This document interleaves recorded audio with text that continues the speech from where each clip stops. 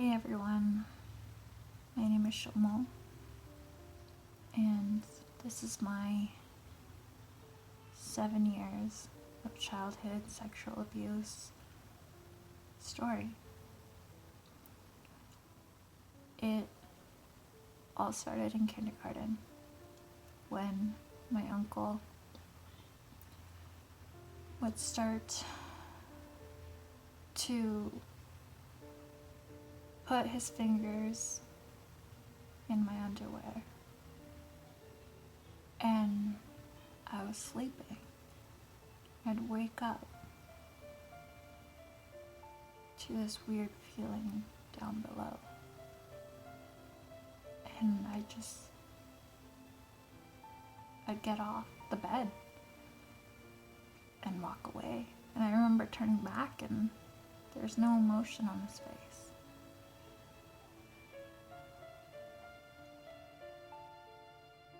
Another incident I remember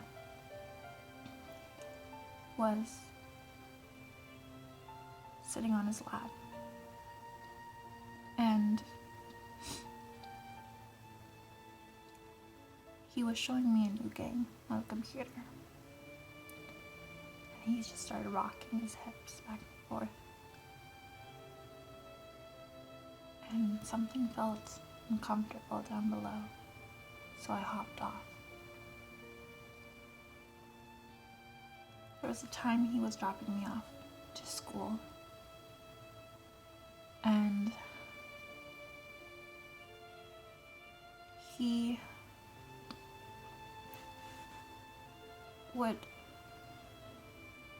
on the drive, put his hands where my pants are and where my vagina is, and he would move his fingers around there. Felt really uncomfortable. I would just push his hands away and scream. Another incident that I remember is being home alone, and he came over and I opened the door, and sorry, I had a little burp. And he come over and pushed me down to the floor, and I'm screaming, I'm yelling, I'm trying to push him off, and he just pulls down my pants, my underwear. Disgusting. And he just put his finger where my vagina is and move it around. Another time, in it was summer vacation, I was going into grade 5. And worst summer ever. It was his house, a house in the middle, and then my house. And I would have to walk over to drop off dishes. And when I went to drop off the dishes, I was praying he wasn't home. And when I got inside, he pushed me onto the sofa, pulled my legs like literally up, and I slid down on the sofa and just swish motion, pulled my pants off, my panties, and I'm screaming on top of my lungs. He's trying to cover me up, and just puts his tongue right into my vagina and moves it around. And I just remember feeling disgusted, and I just started kicking for the life of me. And once I was up, I ran, not even taking a look back at him. I ran out that door as fast as I can, fixing my pants, tried to do a quick walk to my home. My bottom was wet. Me not knowing what it is, I just went home again in fear. I just never want to be around my uncle. Alone, that is. Because how everyone else saw it is my uncle was a very family person. So was I growing up. It's just how we are. And what everyone else saw was this happy niece and uncle relationship. But behind closed doors, it was terrifying. It was a whole new person.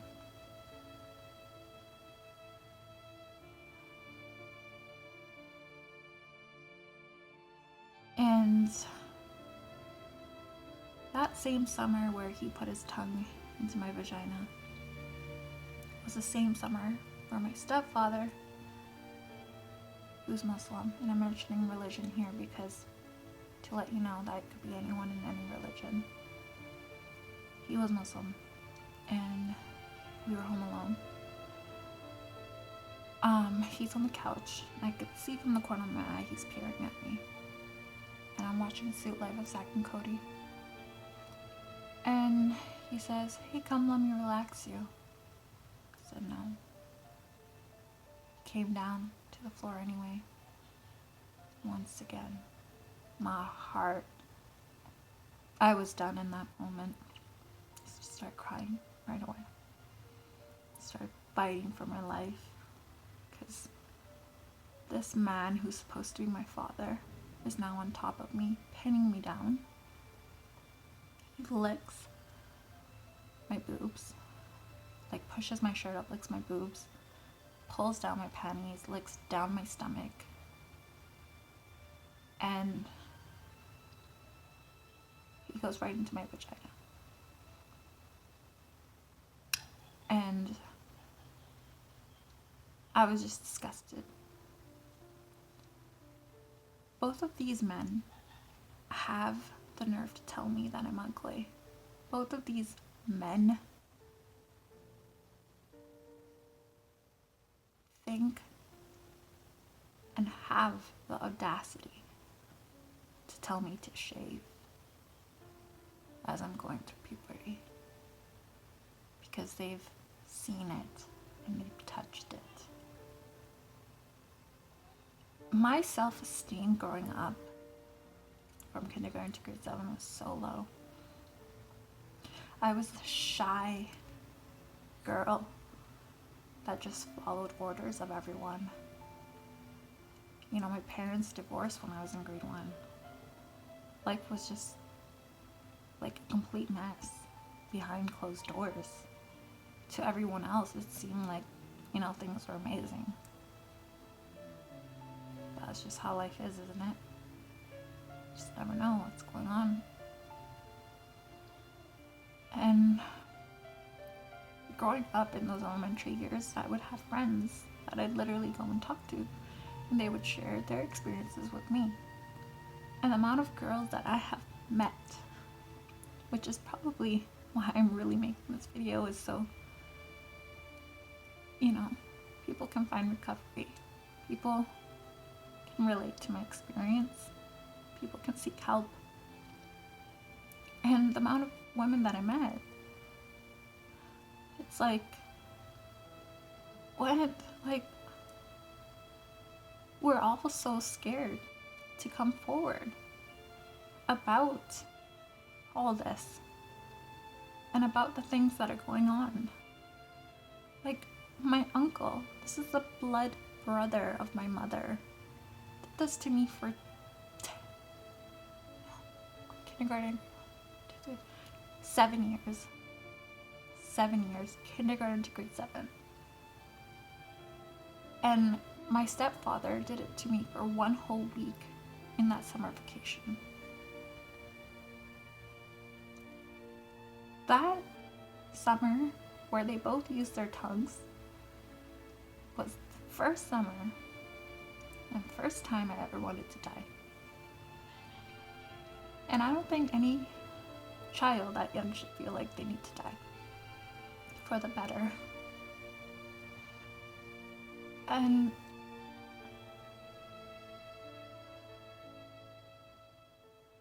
my high school life was hell.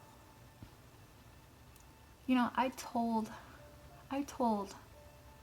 so many relatives, and the words that I get back is, shh, don't say anything. Don't talk about it. No, they never did that. It's like, why would a young girl be saying something like that if it weren't true?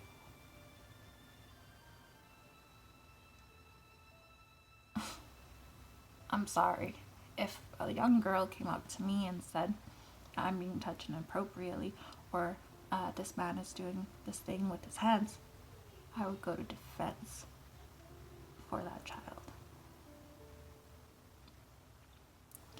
Anyway, I did go to the cops in grade 8. And I was threatened to say no, that nothing happened. So I did. And they were safe. I was living in silence. My throat was literally locked to silence. I was living in straight fear. And people just don't see it. Because when I'm out there in the world, I try to make everyone around me happy.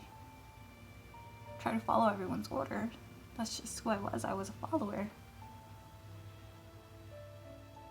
Stay to myself kind of girl. And it sucked to pretend like everything's okay, but it's not. My dad, my real dad, was not present throughout my life in elementary. In high school, I started jumping back and forth between my parents, and it's a whole different story over there that I don't want to share, because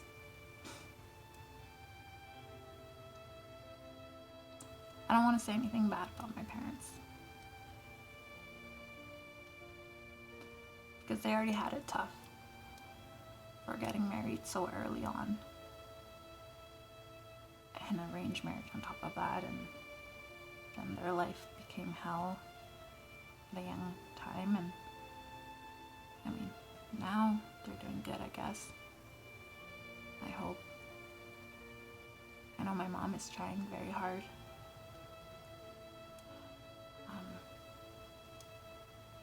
Very hard to be there for me. I'm thankful. Thank you, Mom. I know the past. Yes, I could say it was my own family. It's terrible. But right now,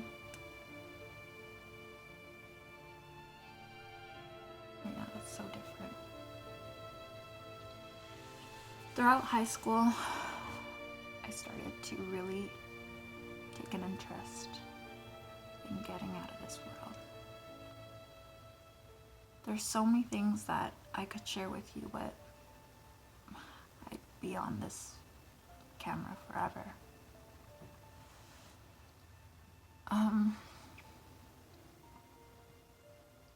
Life was really a roller coaster. Throughout high school, I would cut myself so much. I still have the scars all over my skin to this day.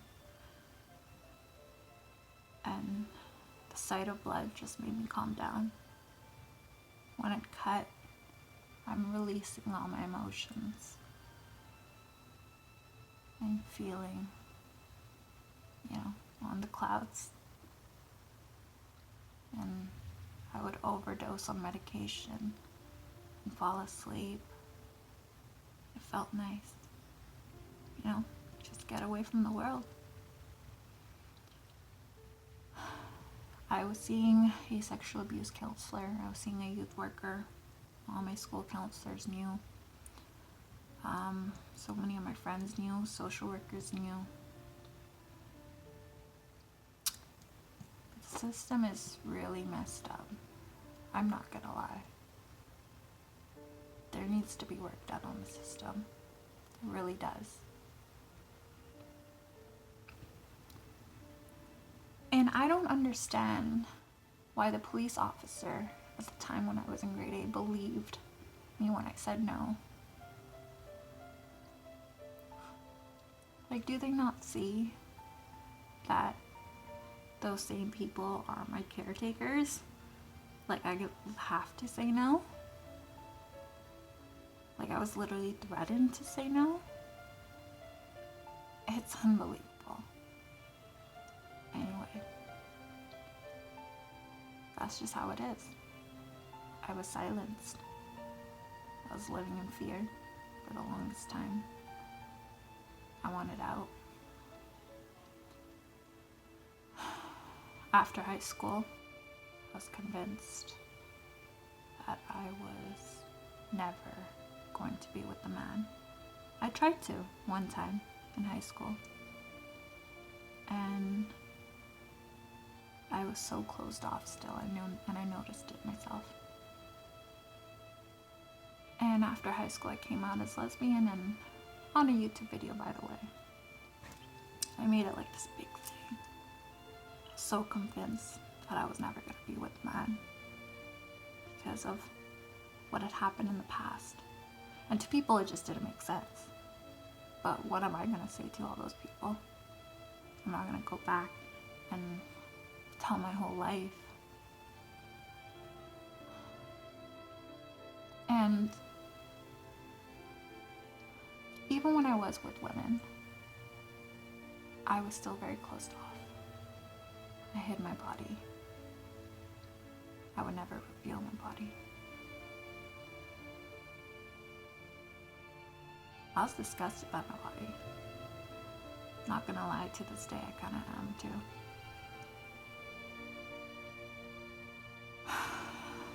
The cutting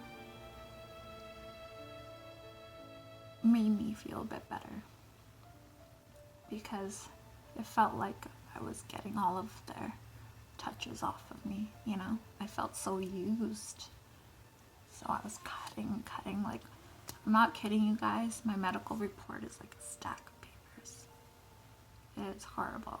I would end up in the psych ward because childhood abuse like that by two inhumane men really does ruin your life.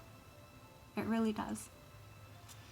And then suddenly I would have adults telling me to be quiet about it, or saying that it was my fault, that I'm the one that was obsessed with them. But it's like, how? How was I obsessed with them? I was in kindergarten. Grade 1, grade 2, grade 3, grade 4, grade 5, grade 6, grade 7. I don't know how I would have been obsessed with them. And I don't know how it would have been my fault. But I began to accept what people were saying. And I'm not gonna pinpoint who said what. But then I was told to die. I was told to jump off Alex Fraser Bridge. I was told to go get raped by more men. And it was really tearing me down. There was no support at all. The only support system I had was my sexual abuse counselor and a small group of girls that were my friends and a youth worker. And eventually those friends left me completely, blocked me out of their life, because I'm sure they were just tired, but I don't have the exact answers of why they left.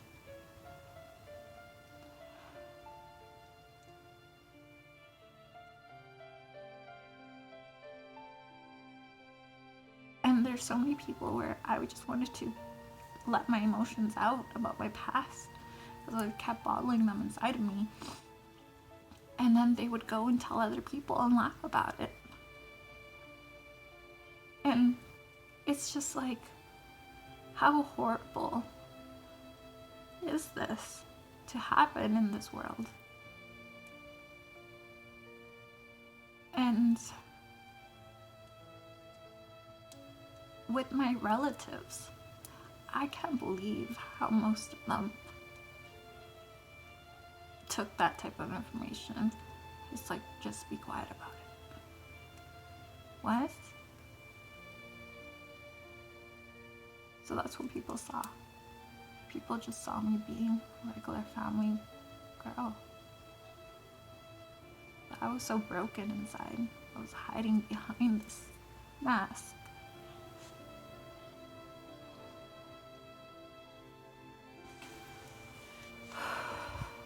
Ben came around. An angel. A literal human angel. Who I get to call my soulmate today. And we're going on our 4 years now. And when he came around, I saw a side of this world that I never saw before.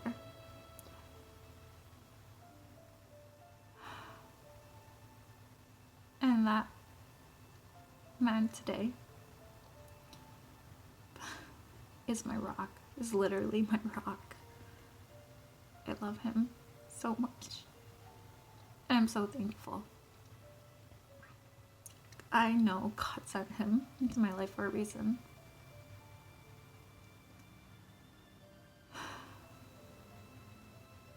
He pulled me away out of the negativity. He worked on me so well. And he showed me life away from all that negativity. Away from the pain, away from the trauma.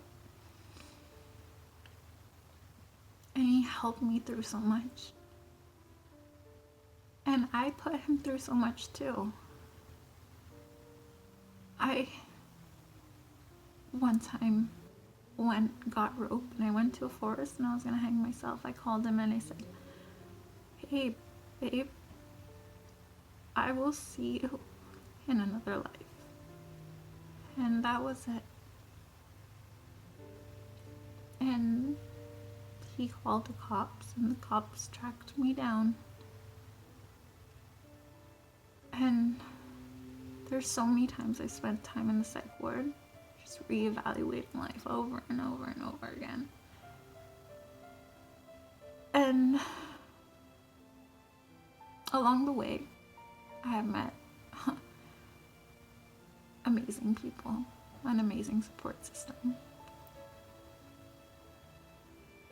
A dad that isn't even my blood dad, who cares about me so much. So much to the point where I'm sharing the story, it's totally unrelatable, but he picked me up from work. It was a surprise because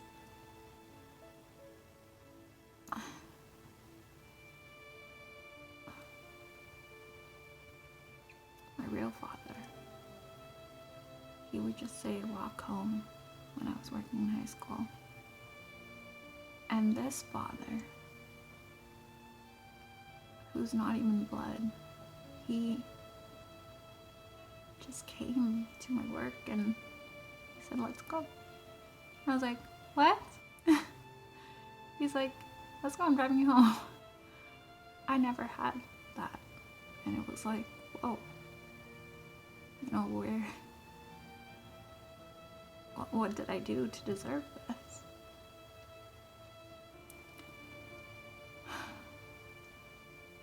I've drank bleach, I've overdosed on medication, everything. You know, anything I can think of. And now today, I'm standing stronger than ever. Sorry, I had to answer a phone call. As I was saying about my significant other, he is amazing. And I just want to put it out there. To the victims and survivors and anyone who's going through what I have gone through, there is light at the end of the tunnel. And you really, really need to be open to surrounding yourself with people that truly love you, that truly care for you, because life is so different and amazing on the other side of the dark bubble.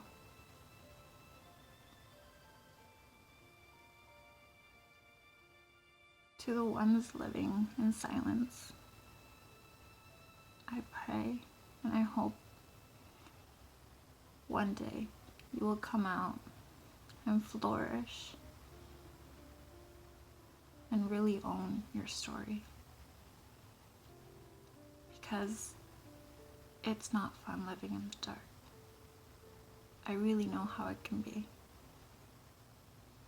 But know that you're a survivor, that you are strong, that you are beautiful. To the two inhumane people, I hope you find peace in your lives. To my uncle, who has 2 sons,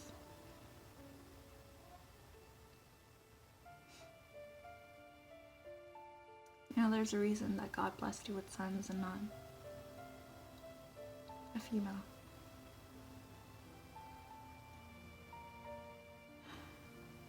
And I'm not gonna lie, you are parenting your sons very well. Yeah. From the last time, which is probably almost 2 years ago since I saw them. You did good.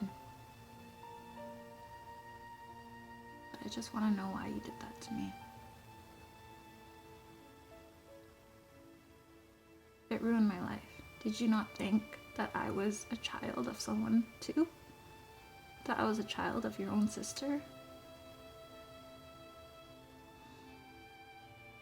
And to my aunt,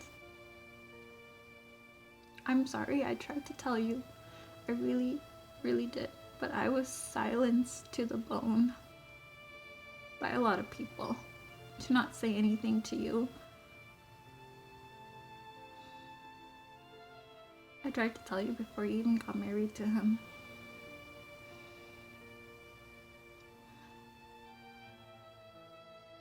But I was so broken.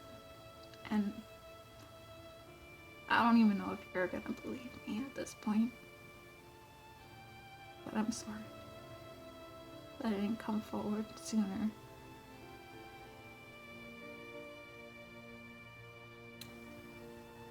And to everyone else who knows my story, kind of, you don't know every detail. So don't assume things of what other people hear or say. Because if it's not from my mouth, then you can't believe it fully. Because I know there's going to be a lot of people saying a lot of different things. And the only one you could believe, the true words, is really from the victim.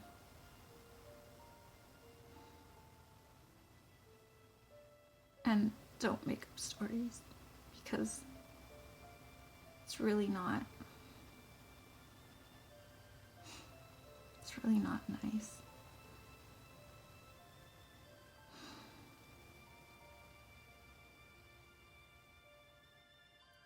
To the world, I hope it becomes a better place.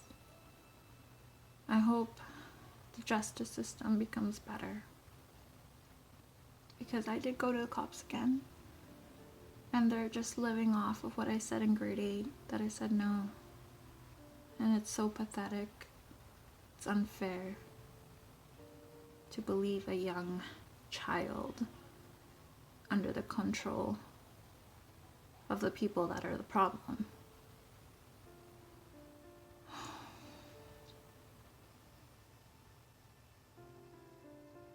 To anyone that has ever tried to help me, thank you. To my significant other, I love you so much. Thank you for helping me stand into as a strong woman that I am today.